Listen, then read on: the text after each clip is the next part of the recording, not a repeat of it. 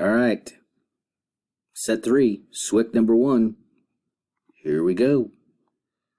We're multiplying fractions together. Now, just as a reminder to you, when you multiply fractions, remember, like, let's say I was going to multiply 1/3 and 2/7 together, right? You would go straight across the top, 2 times 1, straight across the bottom, 3 times 7. That would be the end of it, right? You're multiplying straight across the top, straight across the bottom. There is no common denominator when you're multiplying or dividing. Later on, we'll do adding and subtracting, which you will need a common denominator for, but not for multiplying or dividing. We can just go straight across the top, straight across the bottom, and be done. Now, there is reducing, that kind of thing's going to show up. Ooh, sorry. All right, now, in order to multiply, you need to once we get the idea in mind that you can go straight across the top and straight across the bottom, we can realize that multiplying fractions is like creating one giant fraction, right? Where all the factors on the top and all the factors on the bottom, right? So really what I need to do is go through here and factor. Well, you can't do much with x plus 5, right? So you just got x plus 5. This can be factored, this can be factored, 3x plus 12, well, that's got a GCF of 3 in it, so you pull that out. Then, of course, we go through the multiplies together to give you that, adds up to that, so that's where the x plus 6 and the x minus 2 came from. Multiplies together to give me negative 8, adds up to positive 2, so we got a plus 4 and a minus 2. Now we look for the things that cross out. Oh, look, x minus 2, x minus 2, x plus 4, x plus 4. So really, we're left with a 3 on the top and an x plus 6. And on the bottom, we've got x plus 5. Now, as far as restrictions are concerned, remember, set the factors not equal to 0. So I know that once you do this a few times, you'll get bored of doing it, and you won't want to write this. That's okay.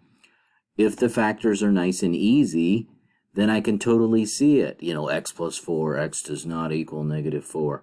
You're just going to immediately say, well, you can't put in negative 4. You can't put in positive 2. You can't put in negative 5. Those are the restrictions that you're going to have to put on this line down here. Question 2. Is more of a simplifying question, so you've seen that kind of stuff before. Your, what multiplies together to give you 4 but adds up to 4, well, up 2 and 2. Multiplies together to give you negative 18, adds up to negative 7, so that'd be negative 9 and positive 2. And of course, those two are going to cancel out, leaving you z plus 2 over z minus 9. Restrictions would be 9 and negative 2. Those are the things that would cause the denominator to be 0 and wipe out the whole denominator. Therefore, we can't have those numbers. And once again, it doesn't matter that it came from a factor that got eliminated. It's a restriction for the original problem, not just for the simplified answer. Okay, question 3. Lots of factoring everywhere here, right? So we're factoring this. You got the minus 4 and the minus 2. We're factoring this. You got the plus 2 and plus 1. Difference of perfect squares, right? X plus 2, x minus 2, because their outsides and insides have to cancel out. And then down here in the bottom, we got the x minus 4, x plus 1, so that the insides and outsides add up to negative 3x. Okay, so let's see what happens here. We got, there's an x minus 2 in the top and an x minus 2 in the bottom. We got an x plus 1 and an x plus 1. There's an x plus 2 and an x plus 2. Ooh, there's an x minus 4 and an x minus 4. We just got rid of every single factor. What does that mean? Dun, dun, dun. Don't forget about Juan. Good fella he is. And that is the correct answer, right? Because you got 1 left in the top and 1 left in the bottom. Obviously, 1 divided by 1 is 1. The restrictions on the problem come from the denominator. You can't have a negative 2. You can't have positive 2. You can't have 4 or negative 1. Those would cause major problems for the original problem. As long as you stay away from those numbers, the answer will always be 1. Okay. And no, you don't have to put them in order. Math Excel should take a lot of orders. Okay, this problem just got way too big, way too fast, so I deleted it from the Swyk, from the assignment, from the test, from the retake. Gone. That's why I said skip. Okay, dividing. Division basically goes back to what you did in middle school. Division is the same as multiplication by the reciprocal. Some of you said things like keep, change, flip, right? Where you keep the fraction the same, the first one the same, and you change it to multiplication, and then you flip the second fraction. Well, first thing I did was I factored the numerator, the 4x plus 24. Basically, what you want to do is you want to go through, you want to factor all the numerators and denominators. Get them all factored first. Then, and we'll talk about that in a minute here. Right now, I don't see any denominators that have any variables in them, so there's no way I could have a restriction on this thing. But then we change it to multiplication.